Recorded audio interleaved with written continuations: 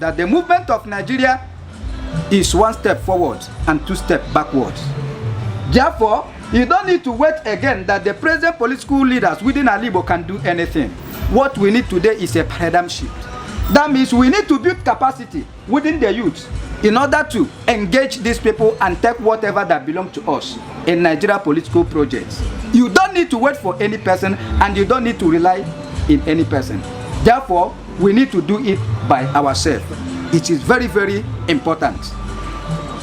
Today, one of the greatest challenges I want to let us to understand is the issue of the geopolitical zone, which I know that all those things is part of the conspiracy to undermine the population of Ndigbo. And that is why somebody will say that I'm from South-South, I'm from South-Southeast. I'm an Igbo man. I'm not from South-South, I'm not from Southeast. I'm an Igbo man. And I don't believe in those state creation because I know that at a point, state creation was a pure conspiracy against us. And that is why today, in 1976 state creation, Ndoki as a clan that has four communities. Nigeria government, what they did is 2 communities at River State. They take one ceded to Akwa Ibom, the other one at Abia State. And today, an Ndoki man in Rivers will say that I'm from South-South, while the other one will say that I'm from Southeast. It is quite unfortunate that some people are playing on your imagination and it is working. But I must to tell you that today that we need to wake up and breed this conspiracy against our unity, against our stronghold, and against the mightiness of Igbo race. I want to tell us that if you travel from Ngopala, getting to where they call Umine, Igodo, Eche, it is in River State. Umine and this Opala, they are of the same ancestral father. But I want to tell you today that today Umine is South-South, while Opala is Southeast. It is very, very funny. And today, some people are talking about it is the time of Southeast to produce the president of Nigeria. Please, it is not the town of Southeast. It is the town of an Igbo man. I don't care where you are coming from. Exactly. Because if you go to Benue State today, we have over 300 villages that of Igbo extraction. If you go to Kogi, the same thing. If you go to Cross River, the same thing. And the only thing our generation need to do is to make sure that we unite Ndigbo. And that is my 4th cardinal project and agenda.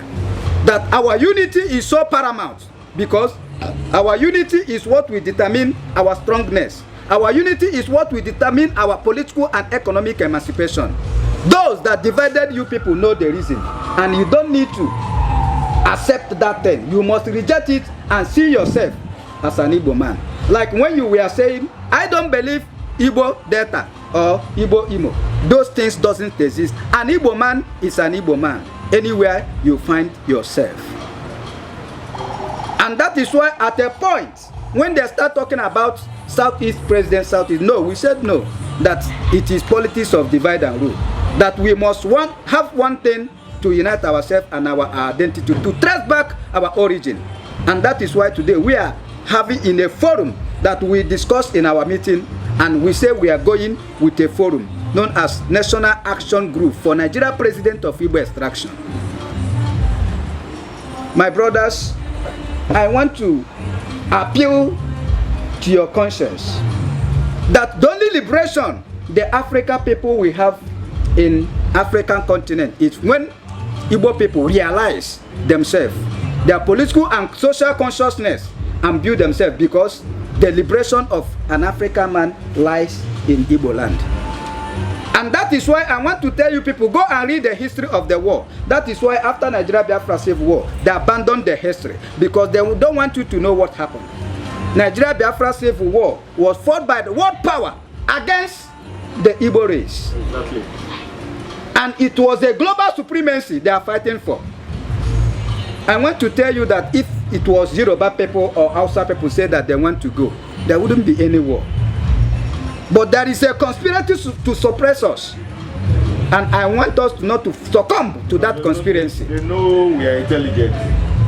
I want to tell you people that among the 3 prominent races in the world, the Jewish race, the Aryan race, and the Igbo race, we are peculiar people. Very intelligent people.